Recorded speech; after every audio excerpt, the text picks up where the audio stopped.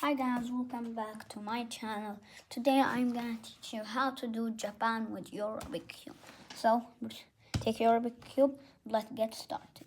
Okay, so put the orange face here, the white face at the top. Then do like this, then up. And be careful at up here, the white I mean. Okay, because you're gonna see Japan.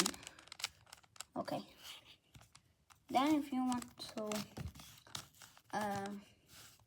take it back, you can just complete what we was doing then. Okay, so it's only moving the middle one, then up. Okay guys, see you in next video. Bye.